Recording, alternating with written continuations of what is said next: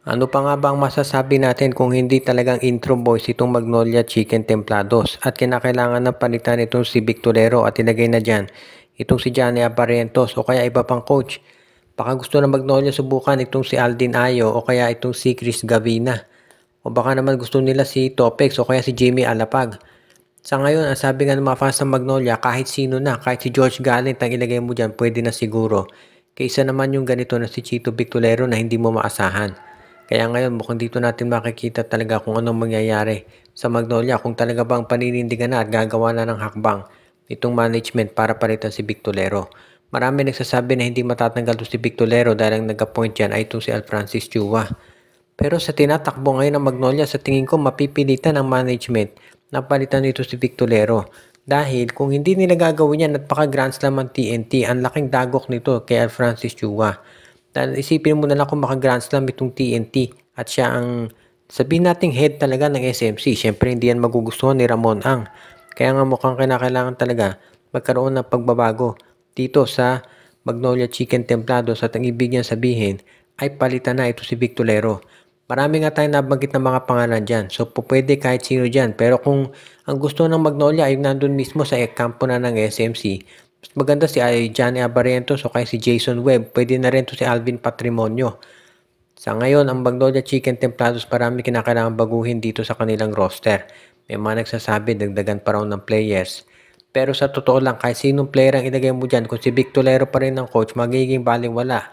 Dahil sa bandang huli, ang gagamitin pa rin niya itong si Rivis at si Rom De La Rosa. Kaya mukhang kinakailangan ngayon talaga ng coaching change dyan at mapipilitan ng SMC na gawin ito dito sa off-season. Ang magiging tanong na lang ay kung sino ang papalit dito kay Chito Victorero sa lalo't madaling panahon.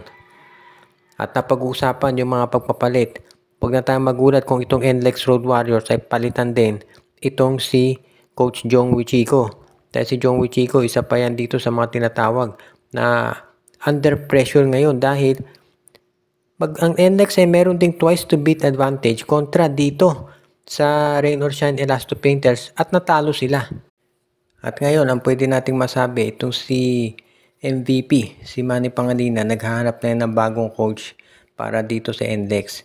Matagal na napapabalita, sigurado nabasa nyo na itong si Robert Bolick at si Jong Wichiko daw ay hindi magkasundo sa NLEX. At maraming players mismo sa NLEX daw, di umano, ay hindi kontento sa coaching style ni Jong Wichiko. Ngayon, ang kailangan gawin kung ikaw ang NLEX Road Warriors, kung ayaw mong magpa-trade dito si Robert Bolick, abay humanap ka ng bagong coach at additional players na susuporta dito. Na nakita na naman natin yung paulit-ulit na problema ng NLEX. Palaging si Robert Bolick lang ang kumakamada rito. Dito sa game nila kontra sa Rain or Shine, must win yan. Ang talagang umiscore lang si Robert Bolick, nakakuha lang siya ng suporta dito kay Brandon Ramirez. Pero doon sa ibang players nila, wala siyang nakuhang support.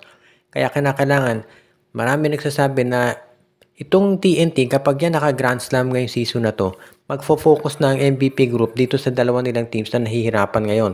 Itong Meralco Bolts at NLEX Road Warriors. Sigurado na itong NLEX ay maapektuhan yan dahil baka nga magpa-trade na to si Bolick at wag na rin tayo magulat kung masama Blackwater dyan. Dahil meron ding mga reports na lumalabas na baka bati si Cedric Bearfield ay i-trade na rin dito naman kaysa MVP teams. Kaya hindi lang dapat sa Magnolia nakafocus ang mga fans ngayon kung hindi maski na dito sa NLEX Road Warriors dahil ito ang isang posibleng mangyari na baka sila ay magpalitin ng head coach dahil hindi na maganda ang nagiging resulta nito sa kanila.